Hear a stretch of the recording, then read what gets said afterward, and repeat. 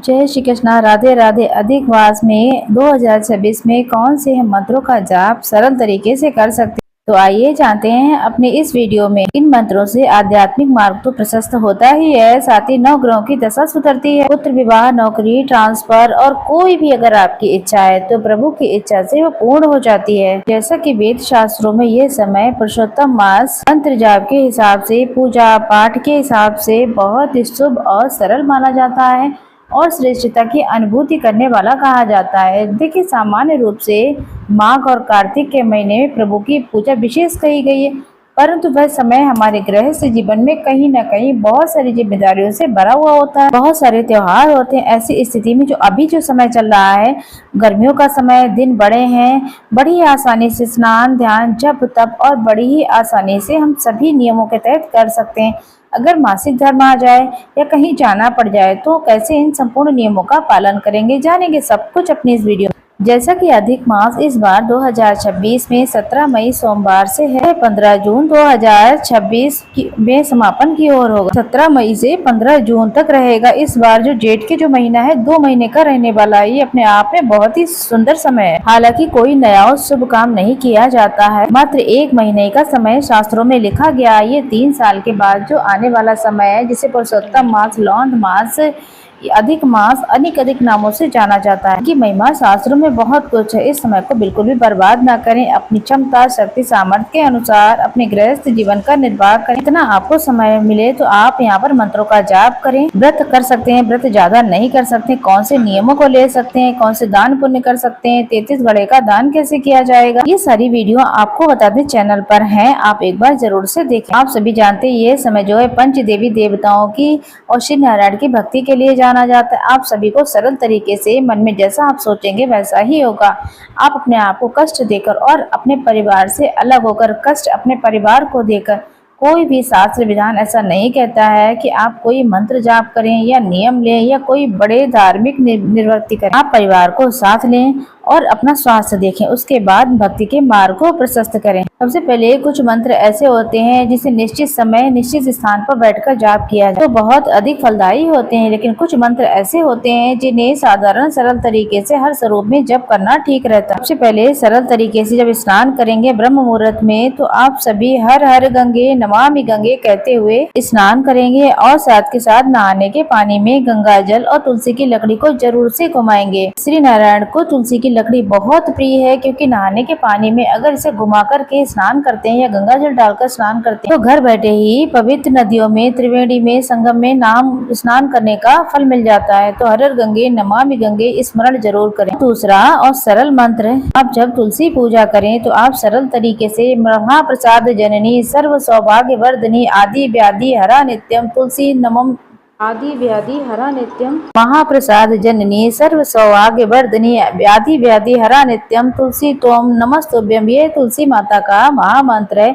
इसे आप चलते फिरते तुलसी माता का पूजन कर सकते हैं, मंत्रों का जाप कर सकते हैं। जय माँ तुलसी, जय तुलसी मैया कहते हुए आप सरल तरीके से भी तुलसी मैया का पूजन कर सकते हैं। अब एक ऐसा सरल सा जो पाठ जिसे अपने आप में सर्वश्रेष्ठ रूप से श्री नारायण के लिए जाना जाता है, वह विष्णु सहस्त्र नाम।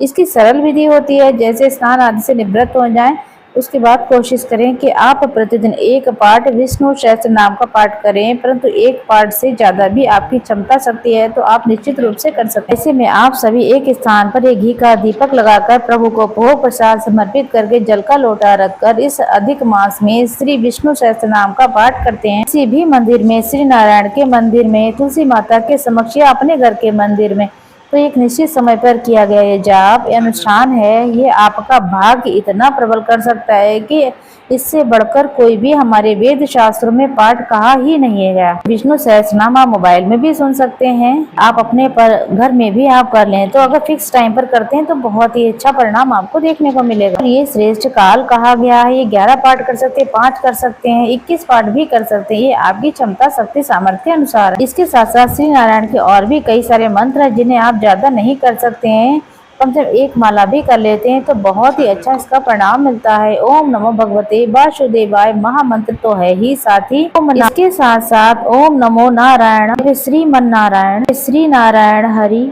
या श्री कृष्ण गोविंद हरे मुरारी, हे नाथ नारायण वासुदेवा, यह मंत्र है, इसे भी आप जप कर सकते हैं। या कृष्णाय वासुदेवाय हरे परमार्थ, या कृष्णाय वासुदेवाय हरे परमार्थ ने प्रणतः क्लेशाय नाशाय गोविंदाय नमो नमः। इन मंत्रों को भी चलते फिरते प्रभु जी की पूजा करते समय या फिर आप सभी सरल तरीके से भगवान जी के समक्ष 108 अर्थात एक माला का जाप इनमें से किसी भी मंत्र का कर सकते हैं। विष्णु सहस्त्र नाम का पाठ करना अनंत गुना लाभ देता है। इसके साथ साथ अपने पति अपने बच्चों को साथ में बैठा करके पूजा करें। बच्चों की भी छुट्टियां हैं, इसमें भगवत गीता का आपको बता दें ये समय जो है श्रीमद् भागवत गीता का पाठ करने का सबसे अच्छा उत्तम समय है। कई लोग मिलकर कार्य कर लेते हैं, कई लोग इच्छा अपनी शक्ति सामर्थ्य के अनुसार सामूहिक रूप से भी करते हैं। इसके साथ साथ श्री नारायण कवच इत्यादि का पाठ भी आप कर सकते हैं। साथ के साथ चैनल पर आपको पुरुषोत्तम मास की जो कथाएं हैं वो हम अपने चैनल पर जरूर अपलोड करेंगे। आप चिंता ना करें, आप उसे जरूर देखें। श्रीमद् भागवत गीता विस्तृत रूप से नहीं कर सकते हैं तो संक्षिप्त रूप जो गुटका आता है छोटा बड़ा उसे भी आप पढ़ सकते हैं। रामायण भी बहुत ही सुंदर सरल गृहस्थ जीवन का निर्वाहन करते हुए अपनी इच्छा शक्ति सामर्थ्य के अनुसार अपनी ज्ञान में वृद्धि करने के लिए और खाली समय का सदुपयोग करने के लिए अपनी इच्छा शक्ति सामर्थ्य के अनुसार कोई न कोई पाठ जरूर करें। आप भी अपनी इच्छा शक्ति सामर्थ्य के अनुसार इन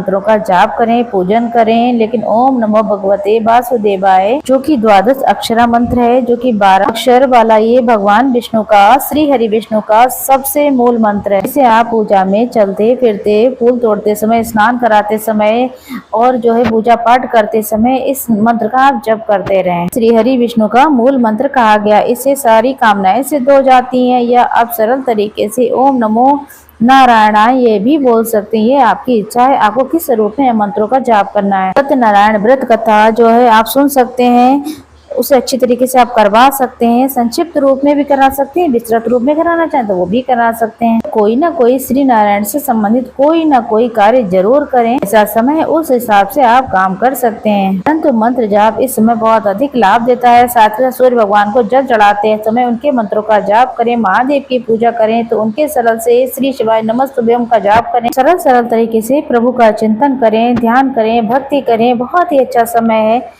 इन सरल मंत्रों के तहत आप प्रभु को प्रसन्न करें, अपने ज्ञान में वृद्धि करें, श्री नारायण की भक्ति करें, तुलसी पूजन करें। ये मंत्र ऐसे हैं जिन्हें हर स्वरूप में कुछ न कुछ आपको बहुत लाभ मिलेगा। वही कुछ बहनों का कहना है कि मासिक धर्म आ जाए तो क्या करें। अगर आप माला से जाप करते हैं तो माला को स्पर्श ना करें। वही आप दिव्य पुस्तकों को स्पर्श ना करते हुए मानसिक पूजन आप करें। मोबाइल में चला करके सुन सकते हैं, श्रवण कर सकते हैं। जब आप मासिक धर्म से फ्री हो जाएं तो आप 7वें दिन से बाल धो करके निश्चित रूप से पुस्तक और माला से आप 2 बार आप कर सकते हैं। इस महीने में श्री नारायण की कथा भक्ति अनंत गुना कार्य करने वाली होती है। मेरी कोशिश रहेगी इस महीने में आप सभी को सर्वश्रेष्ठ कथाएं सुनाएं।